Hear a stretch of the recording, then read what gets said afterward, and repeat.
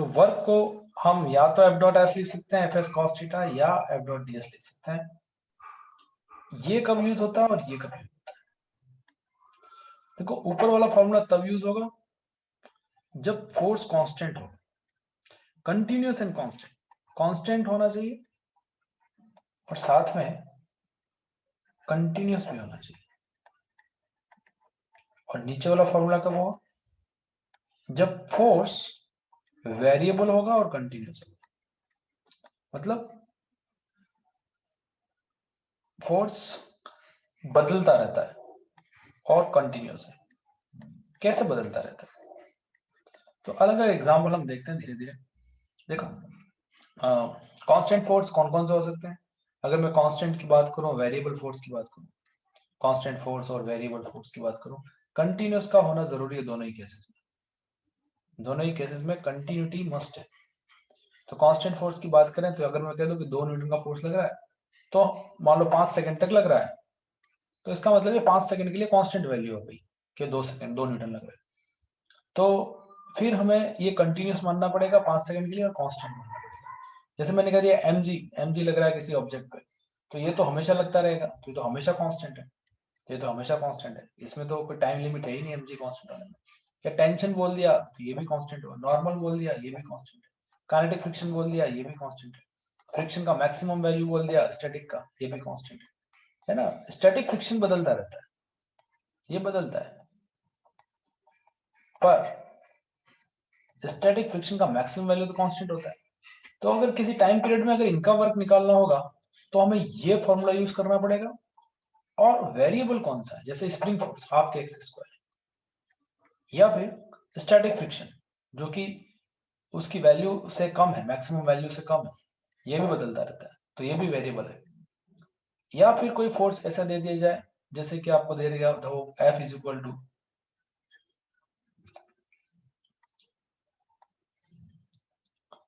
T square by 2, तो ये force constant है कि वेरिएबल है?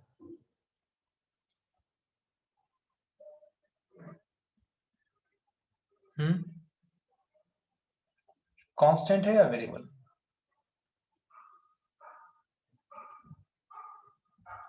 ये टाइम पे डिपेंड कर रहा है, ये टाइम डिपेंडेंट है। अगर ये टाइम डिपेंडेंट है इसका मतलब ये वेरिएबल है। अच्छा कोई फोर्स ऐसे दे दिया जाए 2 + 3x, तो ये भी कांस्टेंट है कि वेरिएबल है? वेरिएबल है। ठीक।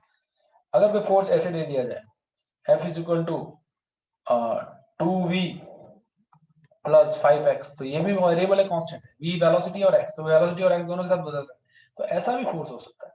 मतलब अलग अलग तरीके के फोर्स दिए जा सकते हैं, या खाली आपको ऐसे दे दिया 2 + 5v² ऐसे दे दिया जाए, ये बदल रहा है। या फिर आपको कोई ग्राफ दे दिया जाए, ऐसे ऐसे फोर्स ऐसे लग रहा है, ऐसे लग रहा है, ऐसे लग रहा है, टाइम के साथ साथ फोर्स ऐसे लग रहा है, तो ये फोर्स भी बदल रहा है। पहले यहाँ इतना, इस टाइम तक इतना था, और उसके बाद इस तरह से बदल रहा है फोर्स। तो ये 6 सेकेंड, ये मान लो 10 सेकेंड जो भी है, या 7 सेकेंड बोल लो, तो फोर्स वेरी करेगा। तो आपको इंटीग्रेशन अप्लाई करना पड़ेगा, ये वाला फॉर्मूला यूज करना पड़ेगा। और इंटीग्रेशन का मतलब होता है एरिया। पता है कि नहीं पता है? तो अगर ग्राफ दे रखा है तो एरिया निकाल, समझ में आता है? खैर वो एक एक करके हम सारी चीजें समझेंगे, पर पहले हम निकालते हैं कांस्टेंट फोर्सेस पे कैसे चर्चा करें। सबसे पहले मैं टेंशन लेता हूं, फिर नॉर्मल लूंगा, फिर एमजी जो भी लेना है सब ले लेंगे।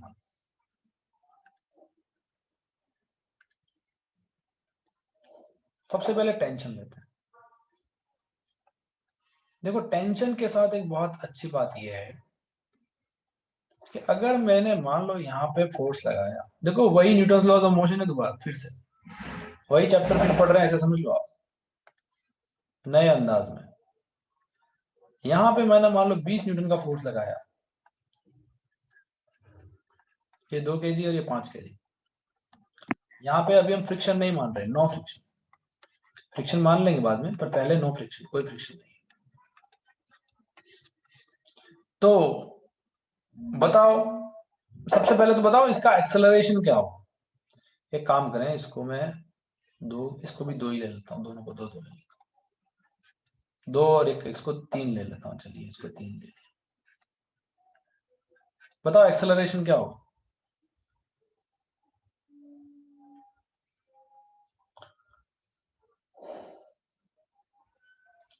What is the acceleration of the system?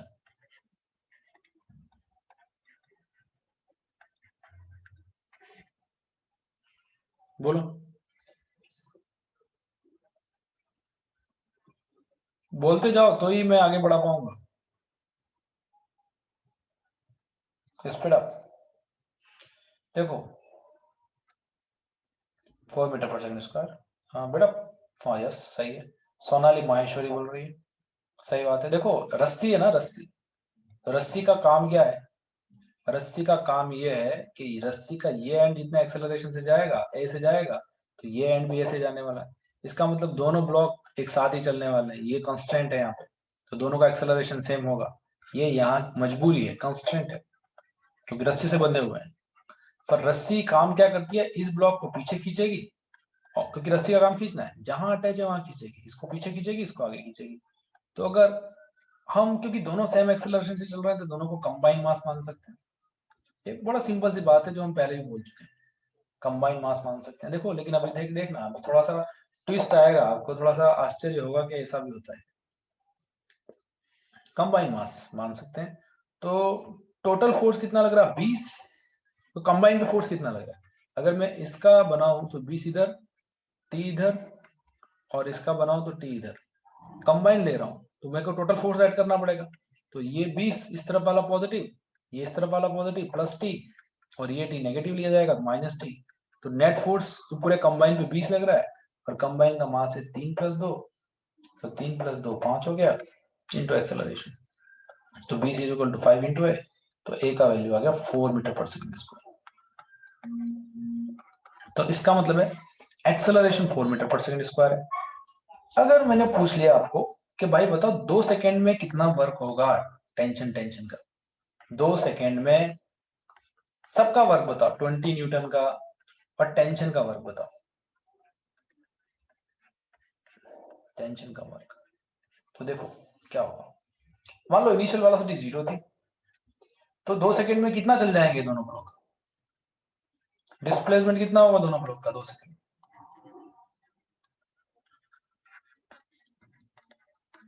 बताओ। S = ut plus half at square. u0 half acceleration, क्योंकि कांस्टेंट है इसलिए मैंने ये यूज किया, और टी स्क्वायर मतलब 2 का स्क्वायर, तो ये 2 कैंसिल हो गया, तो कितना हुआ 8 मीटर। तो इसका मतलब ये कितना चल जाएंगे दोनों ब्लॉक 2 सेकेंड में? बोलो बोलो। 8 मीटर। इसका मतलब ये वाला ब्लॉक भी 8 मीटर चलेगा, और ये वाला ब्लॉक भी 8 मीटर चलेगा। तो दोनों ही ब्लॉक, ये वाला ब्लॉक मान लो यहाँ था, तो यहाँ से 8 मीटर आगे खिसक गया, तो ये यहाँ चला गया। और ये वाला ब्लॉक मान लो यहाँ था, तो ये यहाँ से 8 मीटर आगे खिसक जाएगा, और ये यहाँ चला गया। तो मतलब दोनों ब्लॉक 8-8 मीटर खिसक गए अपनी पोजीशन से, तो यहाँ से आ गया। देखो तो इसमें टेंशन आगे लग रही थी, और इसका डिस्प्लेसमेंट भी 8 मीटर आगे था, तो इसमें वर्क कितना हुआ? पॉजिटिव हुआ कि नहीं हुआ? Yes sir. तो इसमें वर्क हुआ पॉजिटिव। क्यों? क्योंकि वर्क होता है F(s cos थीटा). हम कांस्टेंट फोर्स की बात कर रहे हैं, तो ये वाला ही फॉर्मूला यूज लेंगे, F.s वाला। F का वैल्यू है T, टेंशन, और S है 8 मीटर, और cos 0, तो 8T आंसर आएगा। और T का वैल्यू निकाल सकते हो वैसे। T का वैल्यू कैसे निकलेगा? न्यूटन्स लॉज ऑफ मोशन से। तो ये 2 kg का ब्लॉक पे अगर न्यूटन्स लॉज ऑफ मोशन लगाओ, तो इसका टेंशन आगे लग रहा है और एक्सेलरेशन आगे है। एक्सेलरेशन इसका 4 है और मास है, तो T कितना आ गया?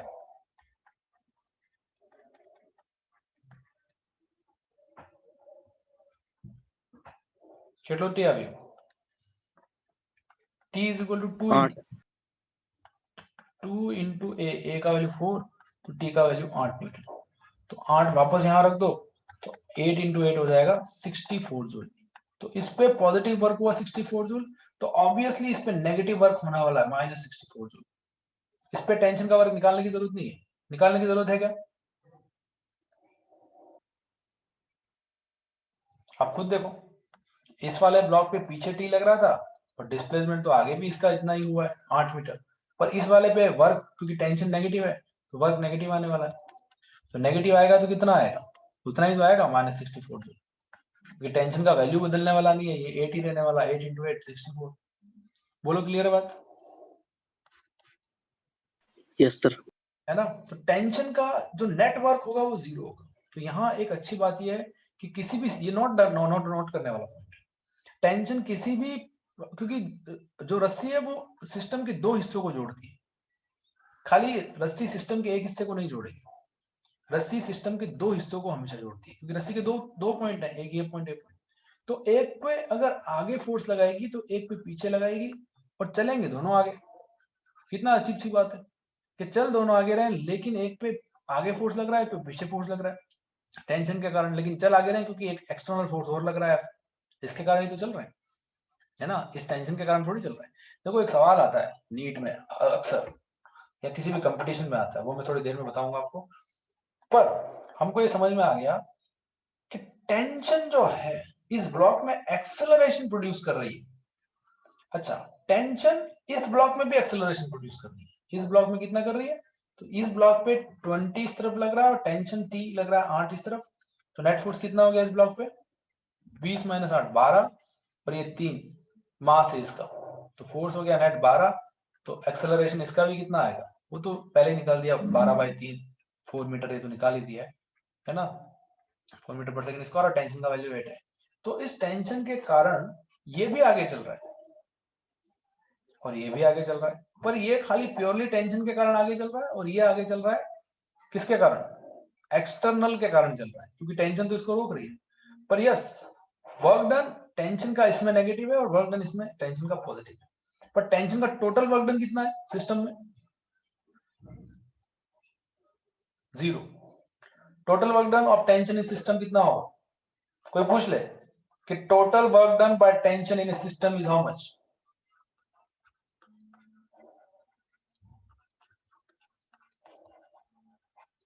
कितना होगा, 0 होगा। तो ये कुछ बातें हैं आपको समझ में आनी चाहिए। देखो एक सवाल आता है घोड़ा गाड़ी वाला, क्या सवाल आता है, बच्चों को कंफ्यूज किया जाता है, बच्चों को ऐसे कंफ्यूज किया जाता है कि ये गाड़ी है और यहाँ पे एक घोड़ा है, घोड़ा को मैं ऐसे कैसे बनाऊं, घोड़ा नहीं आता मेरे को, मान लो ये घोड़ा है, ऐसे इसके ये पैर हैं घोड़े के, ठीक है, ऐसे घोड़ा है आगे, ऐसे ऐसे कैसे घोड़ा बनाऊं, जैसे भी ये घोड़ा मान लो, लेट्स लाइक दिस। तो ये कोई है, मतलब कोई जानवर है व्हाटएवर, तो ये इसको आगे की ओर खींच रहा है, ये इसको आगे की ओर खींच रहा है। तो क्वेश्चन पूछा जाता है कि जब इसको खींचा जाता है, इसको जब खींचा जाता है ना, ये आदमी या ये घोड़ा या व्हाटएवर इट इज, इस गाड़ी को खींच रहा है, तो ये इस पे फोर्स लगा रहा है आगे, मान लो टेंशन, रस्सी से खींच रहा है तो रस्सी इसको पीछे खींचेगी, खींचेगी कि नहीं खींचेगी? Yes sir. तो इसका मतलब है टेंशन इस पे पॉजिटिव लगा, अगर इसको पॉजिटिव मानेंगे तो इस पे नेगेटिव लगा, तो नेट टेंशन तो 0 हो गई, तो ये गाड़ी आगे चली क्यों, जब नेट फोर्स ही 0 हो गया, नेट फोर्स 0 हो गया तो गाड़ी आगे कैसे चली, बताओ इसका क्या आंसर है?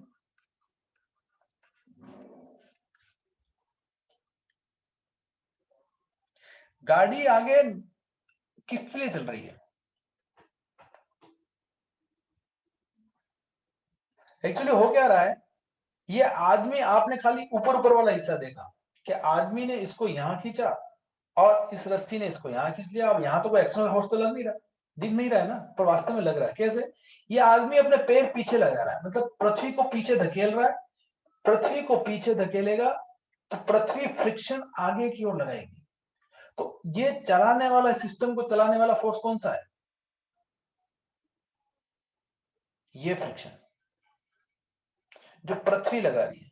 तो इसका मतलब खाली ये आदमी का अगर आप बनाओ, व्हाटएवर जो है, ये जो भी व्हाटएवर, ये जो भी पर्सन है, गाड़ी, व्हाटएवर जो भी है, ये इस पे लगने वाला एक फोर्स टेंशन पीछे जरूर है, लेकिन एक फोर्स आगे फ्रिक्शन भी लग रहा है, तो इस पे चलाने वाला नेट फोर्स कौन सा है?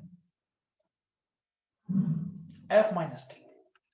और इसको चलाने वाला, क्योंकि इस पे फोर्स आगे लग रहा है तो इस पे भी फ्रिक्शन पीछे लग रहा होगा पीछे, है ना। हालांकि ये दोनों फ्रिक्शन अलग होंगे, ये F1 होगा, ये F2 होगा, तो इसको F1 कह दो और इसको F2 कह दो। तो इस पे जो नेट फोर्स लगेगा वो टेंशन लगेगा आगे और पीछे लगेगा फ्रिक्शन, क्योंकि पृथ्वी के केस में आप फ्रिक्शन को नेग्लेक्ट नहीं कर सकते। फ्रिक्शन का रोल है, जब आप चलते हो पीछे तो आप अपने कदम पीछे की ओर धकेलते हो, फ्रिक्शन आपको आगे की ओर ले जाता है। तो हमारे आगे की ओर चलने में जो मददगार साबित होता है वो फ्रिक्शन साबित होता है। फ्रिक्शन वो फोर्स है जो हमको आगे चलाता है। हम पीछे कितना भी धक्का मारते रहे और जमीन अगर एकदम फिसल पट्टी है तो आप आगे नहीं बढ़ पाओगे, आप वहीं पे फिसलते रहोगे। अगर दलदल है, दलदल में आप कितना भी पीछे धक्के लगाओ, लेकिन दलदल आपको आगे की ओर फ्रिक्शन लगाएगा ही नहीं, तो आप वहीं डूबते जाओगे, आगे बढ़ ही नहीं पाओगे। सो T माइनस F2, ये गाड़ी पे फ्रिक्शन फोर्स लग रहा है, ये गाड़ी को चला रहा है।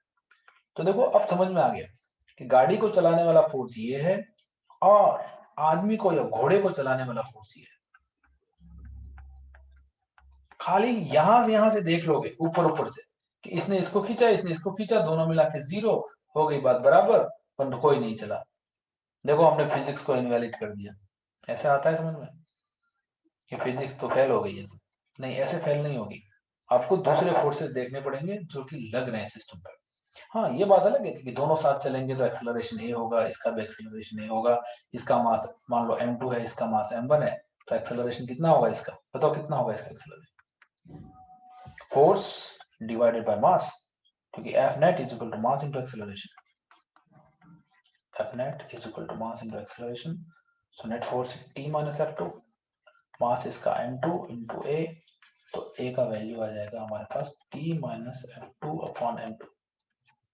ये फ्रिक्शन निकाल लेंगे बाद में, हालांकि जरूरत नहीं अभी फिलहाल, पर मैं बता रहा हूँ कि इस तरह से ये होगा। वर्क डन भी निकाल सकते हो, कितना आगे चलेगा, उस चलने को T से मल्टीप्लाई कर देंगे तो। पर टेंशन का नेट वर्क डन तो सिस्टम पे 0 होता है, ये बात हमने देख ली। क्योंकि टेंशन एक चीज पर इतना वर्क करती है कि दोनों सेम चल तो सेम ही रहे, दोनों चलेंगे जब सेम, एक पे पॉजिटिव फोर्स है एक पे नेगेटिव फोर्स है, तो वर्क डन तो 0 होना ही होना है। तो टेंशन का वर्क डन तो हमेशा सिस्टम में 0 होगा, ये बात गांठ बांध। टेंशन का वर्क डन सिस्टम में हमेशा 0 होगा। उसी तरह से नॉर्मल का वर्क डन भी सिस्टम में हमेशा 0 होगा। जैसे टेंशन का वर्क डन 0 होता है, तो ये दो बातें बड़ी सिंपल सी है और ये दोनों ऑब्जेक्टिव में पूछा भी जा सकता है। आपको इतना बड़ा सवाल दे दिया जाए 5 लाइन का और फिर लास्ट में पूछा जाए find the work done by tension, तो आप सवाल देख के घबरा जाओगे और उसका आंसर नहीं लिख पाओगे, और वास्तव में उसका आंसर 0 है।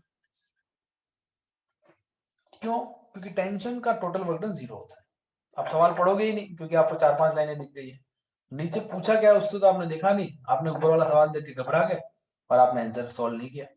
उसी तरह से नॉर्मल का वर्क डन भी 0 होता है, नॉर्मल का वर्क भी सिस्टम में 0 होता है। कैसे 0 होता है उसको भी हम समझते हैं, ठीक है। तो ये एक्सेलरेशन इसका निकाल लोगे, इसका एक्सेलरेशन कितना आएगा? फोर्स डिवाइडेड बाय इसका मास m1, तो ये इसका एक्सेलरेशन, और दोनों बराबर है क्योंकि दोनों सेम एक्सेलरेशन से चलेंगे तो दोनों बराबर आने वाले। चलिए अब बात करते हैं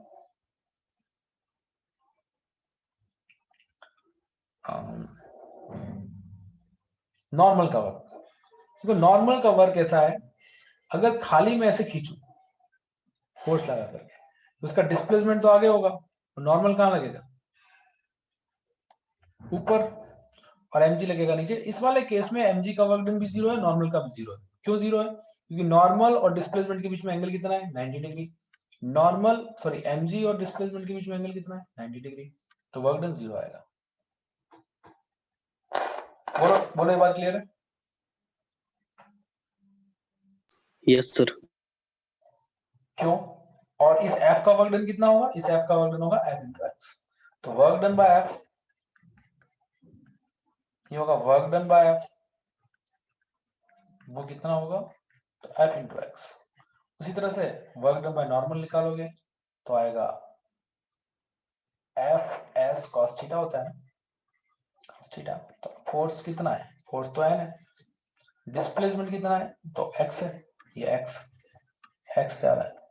और दोनों के बीच में एंगल कितना है? इस नॉर्मल और x के बीच में, तो नॉर्मल लग रहा है ऊपर और x लग रहा है ऐसे, तो दोनों के बीच में एंगल जो है वो 90 डिग्री है, तो ये आ जाएगा cos 90, तो ये 0 हो गया। उसी तरह से वर्क डन बाय mg निकालोगे तो mg लग रहा है नीचे और डिस्प्लेसमेंट हो रहा है ऐसे, तो यहां पर भी ये 90 डिग्री एंगल है, तो ये हो जाएगा mg x cos 90, तो ये भी 0 हो जाएगा। पर इससे आप ये नहीं कह सकते कि mg का वर्क हमेशा 0 आएगा। ये इस एग्जांपल में 0 हो गया, बात अलग है। mg हमेशा 0 नहीं देगा, पर ये नॉर्मल हमेशा 0 देगा, ये बात पक्की है। अभी देखते हैं अलग अलग एग्जांपल पे कि ये बात क्यों पक्की है और ये बात क्यों पक्की नहीं है। ठीक है, तो एग्जांपल करने से समझ में आएगा हमको, ऐसे समझ में नहीं आएगा। चलिए एग्जांपल एक और देखते हैं कि total work done by normal on a system is 0। मैं पहले ही बोल रहा हूँ कि total work done by normal on a system is 0। ये कांट मान लेना, ये जो टेंशन का टोटल वर्क डन और नॉर्मल का work done, work by normal force in a system is 0।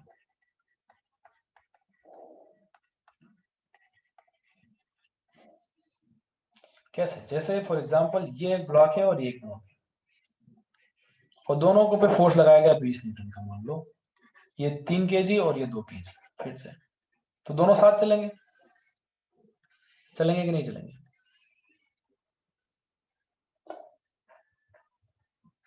दोनों साथ चलेंगे। दोनों का एक्सेलरेशन मान लो a है, तो टोटल एक्सेलरेशन कितना आ गया? Total force divided by is equal to mass into acceleration. Mass भी टोटल लिया जाएगा, तो टोटल फोर्स है 20 और टोटल मास कितना आ गया 2 + 3, तो एक्सेलरेशन हो गया a, तो 20 डिवाइडेड बाय 5, फिर से a का वैल्यू आ गया 4 मीटर पर सेकंड स्क्वायर, मतलब 4 मीटर पर सेकंड स्क्वायर से चल रहे हैं दोनों साथ साथ। दोनों को कोई दिक्कत नहीं है, दोनों आपस में हिल मिल के 4 मीटर पर सेकंड स्क्वायर से चल रहा है, चलने दो। लेकिन अगर इस वाले ब्लॉक को देखो, खाली 3 kg वाले ब्लॉक को देखो, तो आपको पता पड़ेगा कि 20 न्यूटन यहाँ लग रहा है, लेकिन इन दोनों के बीच में कांटेक्ट फोर्स है, तो कांटेक्ट एक नॉर्मल यहाँ लगा रहा है और यहाँ पे भी एक नॉर्मल लगेगा इस तरफ। तो इसको एक्सेलरेशन से चलाने के लिए किसका रोल है? इस नॉर्मल का रोल है। और इसको एक्सेलरेशन से चलाने के लिए किसका रोल है? इस 20 माइनस नॉर्मल का रोल है। तो अलग अलग पे इक्वेशन लगाओगे तब भी आप लगा सकते हो। हमने कंबाइन पे लगा दी, ये इक्वेशन हमने कहाँ लगाई? कंबाइन पे, क्योंकि कंबाइन साथ चल रहा है, साथ चल रहा है, तो कंबाइन पे net force is equal to mass into acceleration किया जा सकता है। नेट फोर्स को 20 क्यों है? क्योंकि 20 ये आगे की तरफ तो प्लस लोगे, ये पीछे की तरफ तो माइनस लोगे, इसको प्लस लोगे, तो 20 माइनस एन प्लस एन, तो ये हो जाएगा 20, नेट 20 ही होगा, क्योंकि ये तो इंटरनल फोर्स हो गया ना, अंदर का फोर्स है, तो जितना इस पे लगेगा उतना इस पे लगेगा, अपोजिट डायरेक्शन होगा तो नेट कैंसिल आउट हो गया। अच्छा, तो ये एक्सेलरेशन से चल गया। पर वर्क डन बाय नॉर्मल क्या होगा? मान लो ये एक्स चला, तो ऑब्वियसली इसको भी एक्स ही चलना है, तो आगे वाले पे पॉजिटिव वर्क होगा कि पीछे वाले पे पॉजिटिव वर्क होगा? नॉर्मल का वर्क किस पे पॉजिटिव होगा? आगे वाले ब्लॉक पे, पीछे वाले ब्लॉक पे?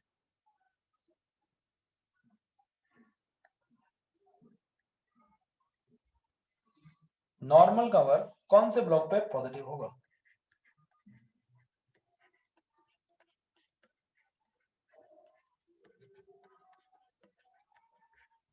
बताओ,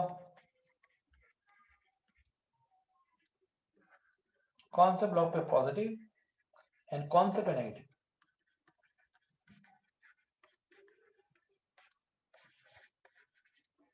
बोलो।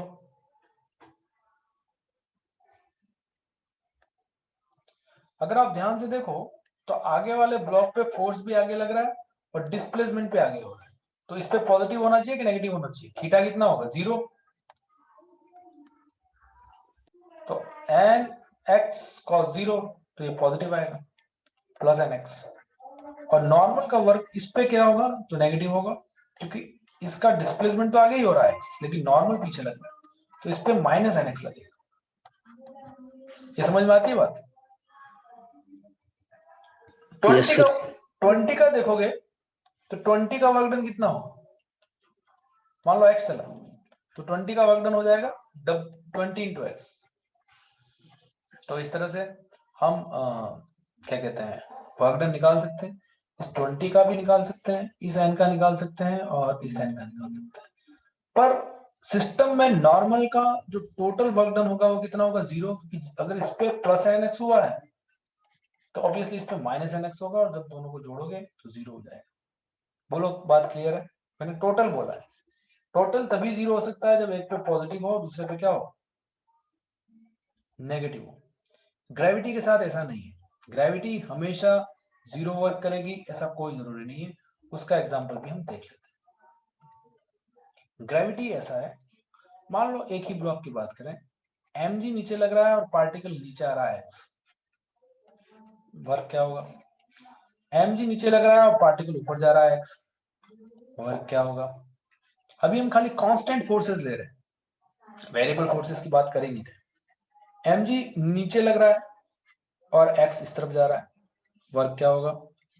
mg तो क्योंकि हमेशा नीचे ही लगता है, mg के पास कोई ऑप्शन नहीं है, पर डिस्प्लेसमेंट के पास तो ऑप्शन है, ये नीचे भी जा सकता है, ऊपर भी जा सकता है, इस तरफ भी जा सकता है और टेढ़ा भी जा सकता है। इसके पास तो बहुत ऑप्शन है, ऑप्शन ही ऑप्शन है। 30 डिग्री, और मान लो mg नीचे लग रहा है और ये ऐसे जा रहा है, x 30 डिग्री पे। बताओ पहले वाले में क्या वर्क होगा mg का?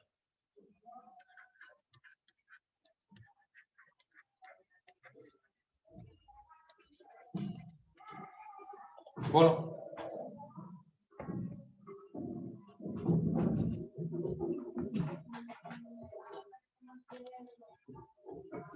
mgx mg इंटू बड़ा f सिंपल सा formula, F S cos theta. इस फॉर्मूले में वेरिएशंस क्या आएंगी वो मैं बता दूंगा, पर अभी हम एफ एस कॉस थीटा देखते हैं। तो ये M G into X into cos zero, cos zero इसलिए क्योंकि एम जी भी नीचे लग रहा है और एक्स भी नीचे लग रहा है, दोनों के बीच में एंगल 0 होगा, सो ये 0 हो गया। तो ये आंसर आएगा एम जी इंटू एक्स। यहाँ पे क्या होगा, डब्ल्यू एम जी का मतलब है work done by M G, कितना होगा? यहाँ एंगल कितना है दोनों के बीच में, एम जी 180 है, 180 है मतलब कितना हो गया, 90 degree, sorry -1, so mg into x into cos 180 which is nothing but minus mgx। अच्छा यहाँ पे क्या होगा, दोनों के बीच में एंगल कितना, 90 डिग्री, तो देखो 0 तो 0 हो जाएगा ना। ये तीनों एग्जांपल याद रखने वाले हैं। एग्जांपल क्या याद रखना है इसमें, अभी बता रहा हूँ क्या याद रखना है। अगर ये तीनों एग्जांपल अगर आपने याद रख लिया ना तो आपकी हमारे हिसाब से वर्क निकालना बड़ा आसान हो जाएगा। ये तीनों एग्जांपल अगर आपने याद रख लिया, क्या एग्जांपल याद रखना है? अगर डिस्प्लेसमेंट फोर्स की डायरेक्शन में ही होता है तो वर्क पॉजिटिव होता है। मैं फिर से बोल रहा हूं, डिस्प्लेसमेंट अगर फोर्स की डायरेक्शन में हुआ, फोर्स यहां लग रहा है और डिस्प्लेसमेंट भी वही हुआ, तो पॉजिटिव वर्क। अगर डिस्प्लेसमेंट फोर्स के अपोजिट लगा, मतलब डिस्प्लेसमेंट अपोजिट हुआ फोर्स के, तो नेगेटिव वर्क। और अगर डिस्प्लेसमेंट फोर्स के परपेंडिकुलर हुआ तो 0 वर्क। अब कोई भी कंडीशन हो, इन तीनों का कॉम्बिनेशन होगा, या तो ये होगा या ये होगा या ये होगा या ये दोनों में से कुछ एक हो सकता है। फॉर एग्जाम्पल यहाँ पर ये वाला जो, ये दो लास्ट एग्जाम्पल जो मैंने लिए हैं 30 mg में, फिर से दूसरे पेज पे ले लेता हूँ, लेट्स सी, या इसी पेज पे कर लेते हैं इसको। ये वाला एग्जाम्पल मैंने लिए हैं, उसमें डिस्प्लेसमेंट दो हो रहे हैं। एक डिस्प्लेसमेंट इस तरफ हो रहा है जो कि x cos 30 है, और दूसरा डिस्प्लेसमेंट इस तरफ हो रहा है x sin 30। बताओ इस डिस्प्लेसमेंट के कारण कुछ वर्क होगा क्या? नो नहीं होगा। क्यों? क्योंकि ये वाला डिस्प्लेसमेंट mg के परपेंडिकुलर हो गया। तो जो अगर डिस्प्लेसमेंट mg के परपेंडिकुलर हुआ तो वहां वर्क होने की कोई चांसेस नहीं है। तो ये घटना यहाँ घटी, मतलब जो यहाँ जो घटना घटी थी वो वापस दोबारा घटी यहाँ पे अलग फॉर्मेट में, और इसके कारण वर्क डन क्या होगा, पॉजिटिव होगा कि नेगेटिव होगा? नेगेटिव नेगेटिव होगा। बोलो बात क्लियर है? तो सिंपल क्या करना आपको, जैसे आपने mg में x मल्टीप्लाई कर दिया, वैसे ही आपको mg में x sin 30 मल्टीप्लाई करना है, और क्योंकि डिस्प्लेसमेंट अपोजिट है mg के इसलिए नेगेटिव आने वाला है। तो आंसर आएगा इसका WMG आएगा mg x sin 30 और साथ में नेगेटिव, साथ में नेगेटिव, तो कितना आया ये -mg x/2। सिमिलरली यहाँ पे इस वाले एग्जांपल में x के दो कंपोनेंट फिर से करो, क्या आंसर आता है बताओ?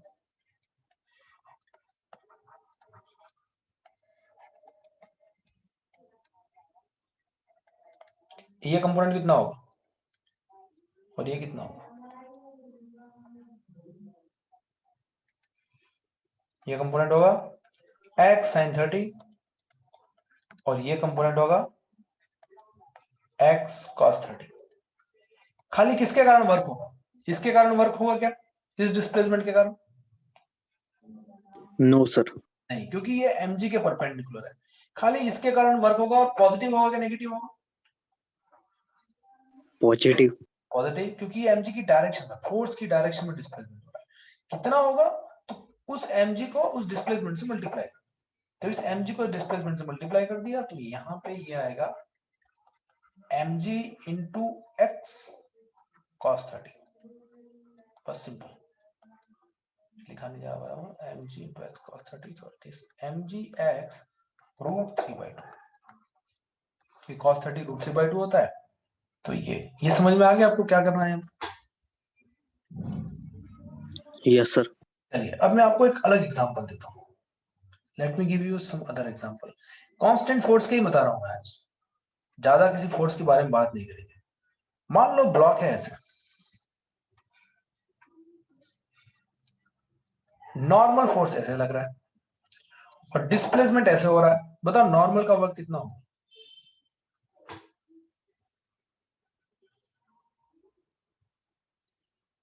ब्लॉक यहां से उठ के यहां आ गया, ये ब्लॉक यहां से उठ के यहां पे आ गया, बोलो नॉर्मल का वर्क कितना होगा?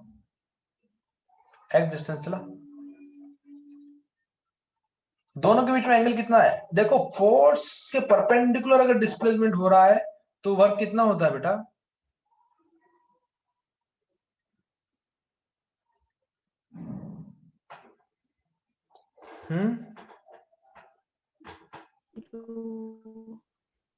जीरो। तो फोर्स लग रहा है ऐसे, डिस्प्लेसमेंट उसके परपेंडिकुलर हो रहा है, तो एंगल है 90 डिग्री। हमने देख लिया तीन केस होंगे, या तो फोर्स के अलोंग डिस्प्लेसमेंट होगा, या फोर्स ऊपर लगेगा डिस्प्लेसमेंट पीछे होगा। कहने का मतलब फोर्स ऐसे लगा और डिस्प्लेसमेंट ऐसे हुआ तब भी पॉजिटिव क्योंकि इसके अलोंग है, फोर्स ऐसे लगा और डिस्प्लेसमेंट ऐसे हुआ तो नेगेटिव क्योंकि फोर्स के विपरीत दिशा में।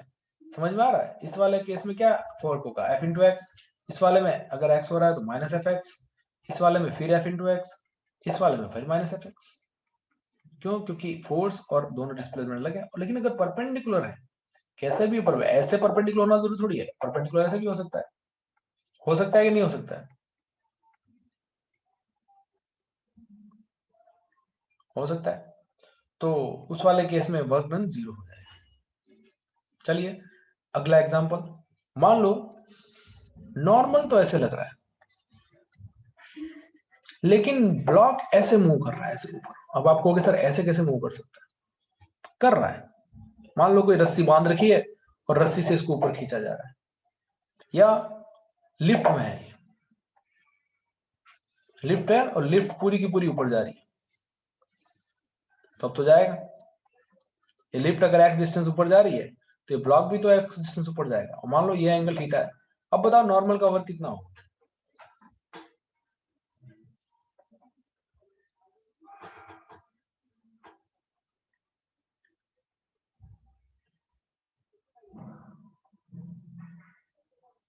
देखो ये समझ में आ रहा नहीं आ रहा?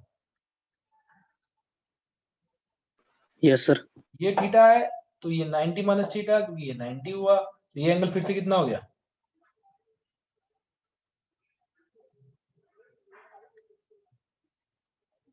हाँ एंगल कितना થયો? थीटा થયો कि नहीं થયો? थीटा। અને આ પણ थीटा છે। तो देखो नॉर्मल ऐसे लग रहा है और डिस्प्लेसमेंट ऐसे हो रहा है, तो अब आपको क्या करना है? डिस्प्लेसमेंट का कंपोनेंट कर लो नॉर्मल के साथ, क्योंकि अगर ब्लॉक ऊपर चल रहा है ऐसे, इसका मतलब ब्लॉक ऐसे भी चल रहा है और ब्लॉक ऐसे भी चल रहा है। नॉर्मल के अलोंग कितना डिस्प्लेसमेंट हुआ इसका? x cos theta. भले x ऐसे चले उससे कुछ मतलब नहीं है, हमको नॉर्मल फोर्स की दिशा में कितना चला उससे मतलब है। फोर्स की दिशा में कितना चलाई? एक्स कॉस थीटा और उसके परपेंडिकुलर कितना चला, एक्स साइन थीटा। तो ये एक्स साइन थीटा जो चला है ब्लॉक, वो ऐसे चला है, तो परपेंडिकुलर वाले के कारण क्या वर्क होता है, इसके कारण क्या वर्क है, जीरो। तो एक्स साइन थीटा के कारण क्या वर्क होगा, जीरो। वर्क कितना होगा नॉर्मल का,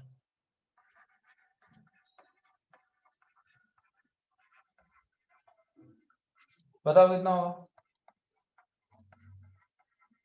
x cos theta into normal. Normal कौन करेगा, और दोनों एक ही डायरेक्शन में है, क्योंकि नॉर्मल भी ऊपर है और ये भी ऊपर है, तो दोनों पॉजिटिव होगा कि नेगेटिव वर्क होगा, positive. Positive. n into x cos theta, positive work होगा। बोलो बात क्लियर है क्या। अगर ये नीचे आता तो क्या होता, नेगेटिव वर्क हो जाता, होता कि नहीं होता। Yes sir. जैसे कि अगर मान लो ये नीचे आता, हम खाली mg का वर्क देख लिया इस वाले एग्जांपल में, है ना, हम नॉर्मल का देख रहे हैं। मान लो ये x नीचे आता, मान लो आप कह देते कि ये पूरी की पूरी जो लिफ्ट है वो नीचे आ रही है, x डिस्टेंस से नीचे आ रही है, तो अब क्या करते, ये थीटा होता तो ये एंगल भी थीटा ही होता, ये आपन थीटा था, तो आनो आनो एक कंपोनेंट के કેટલું था, तो आ एक कंपोनेंट आ અને બીજો कंपोनेंट आ, तो आ થઈ ગયું કેટલું, x cos थीटा नीचे અને आ થઈ ગયું x sin थीटा। तो इसकी वजह से, क्योंकि x sin थीटा तो ऐसे है, तो नॉर्मल के परपेंडिकुलर है, x sin थीटा ऐसे लग रहा है, तो नॉर्मल के परपेंडिकुलर है, तो इसका तो वर्क होगा नहीं, खाली वर्क किसका होगा, x cos थीटा का। बोलो होगा कि नहीं होगा, यस सर। पॉजिटिव या नेगेटिव, नेगेटिव। नेगेटिव, क्योंकि नॉर्मल ऊपर लग रहा है और नॉर्मल के विपरीत दिशा में डिस्प्लेसमेंट हो रहा है एक्स cos थीटा का। परपेंडिकुलर का तो गिनना ही नहीं है, परपेंडिकुलर को तो छोड़ दो, तो आएगा n into x cos theta और आगे माइनस, क्योंकि नेगेटिव था। चलिए एक और देखते हैं फ्रिक्शन। अगर इस सवाल में अगर मैं फ्रिक्शन लगा दूं कि फ्रिक्शन मान लो ऊपर लग रहा है, फॉर एग्जाम्पल ऐसा मान लेते हैं कि अगर इस ब्लॉक पे यही सवाल है और फ्रिक्शन मान लो ऊपर लग रहा है और डिस्प्लेसमेंट अभी भी ऊपर हो रहा है, इस वजह से, इस वाले में हो रहा था ना ऊपर, मान लो x डिस्टेंस ऊपर जा रहा है, क्यों, क्योंकि ये लिफ्ट है, तो लिफ्ट मान लो पूरी की पूरी ऊपर जा रही है, तो ये ब्लॉक भी ऊपर जा रहा है, ऐसा हमने मान लिया। ये एंगल थीटा। बताओ फ्रिक्शन का वर्क कितना हो,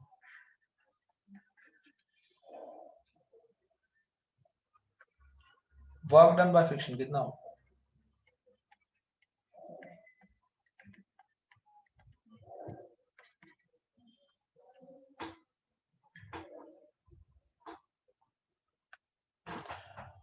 तो देखो कैसे करते हैं। देखो यहाँ एक लाइन ड्रॉ कर दो, एक लाइन इसके परपेंडिकुलर ड्रॉ कर दो ऐसे, आ कोण थीटा, तो आ 90 माइनस थीटा આપણ થીટા અને આપણ થીટા અને આપણ થીટા, તો આ કેટલો થયો, આ કોણ કેટલો થયો,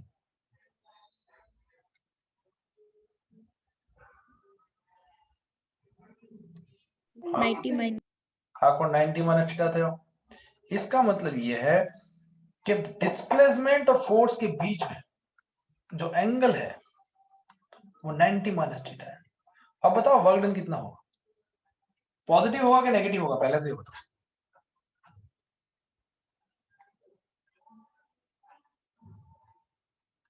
फ्रिक्शन पॉजिटिव। पॉजिटिव होगा, क्यों, क्योंकि अगर आप डिस्प्लेसमेंट के दो कंपोनेंट करते हो, डिस्प्लेसमेंट के दो कंपोनेंट करते हो, अगर डिस्प्लेसमेंट ऐसा है मतलब डिस्प्लेसमेंट ऐसा भी रहा होगा कहीं ना कहीं और ऐसा भी रहा होगा, तो ये कंपोनेंट कितना आएगा डिस्प्लेसमेंट का, ये वाला x cos 90 minus theta which is nothing but x sin theta, और इस फ्रिक्शन फोर्स के परपेंडिकुलर जो कंपोनेंट लग रहा है वो ये वाला है, तो ये वाला कंपोनेंट है x sin 90 माइनस थीटा। तो ये कंपोनेंट तो कुछ वर्क करेगा नहीं, खाली वर्क इस कंपोनेंट के कारण होगा, तो कितना वर्क होगा,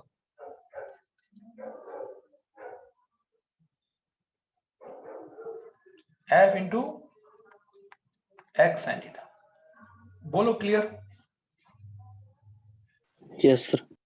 चलिए, तो इस तरह से हमने आज कांस्टेंट फोर्सेस जो भी थे, नॉर्मल, टेंशन और mg के वर्क देखे।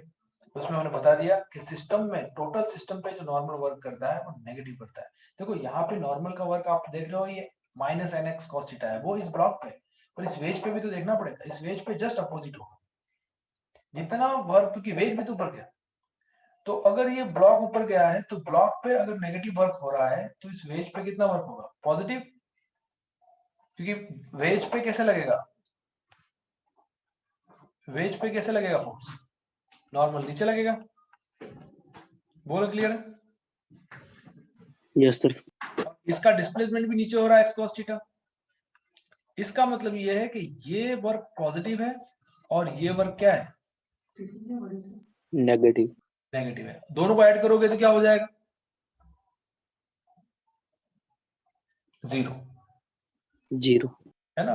तो नॉर्मल का जो वर्क होगा और टेंशन का वर्क होगा, एक पे पॉजिटिव एक पे नेगेटिव होगा, तो टोटल ऐड करोगे जीरो हो जाएगा। एक पे पॉजिटिव एक पे नेगेटिव, टोटल ऐड करोगे जीरो हो जाएगा। पर mg का ऐसा होता नहीं, क्योंकि mg इसका भी नीचे है और mg इसका भी नीचे, तो जब दोनों का mg नीचे है तो दोनों पे एक जैसा ही वर्क आएगा। बोलो आएगा कि नहीं आएगा? Yes sir. तो इसलिए mg का टोटल जीरो नहीं होता, पर इनका जीरो इसलिए हो जाता है क्योंकि दो बॉडीज पे अलग अलग डायरेक्शन में लगता है। एक पे ऐसे लगा तो दूसरे पे ऐसे लगेगा, एक पे ऐसे लगा दूसरे पे ऐसे लगेगा, तो जब दोनों का वर्क निकालोगे तो जीरो हो जाएगा। चलिए, तो आज हमने कांस्टेंट फोर्सेस का देखा। नेक्स्ट टाइम पे हम वेरिएबल फोर्सेस का वर्क निकालना सीखेंगे। Thank you very much. हम ये क्लास यहीं एंड कर रहे हैं।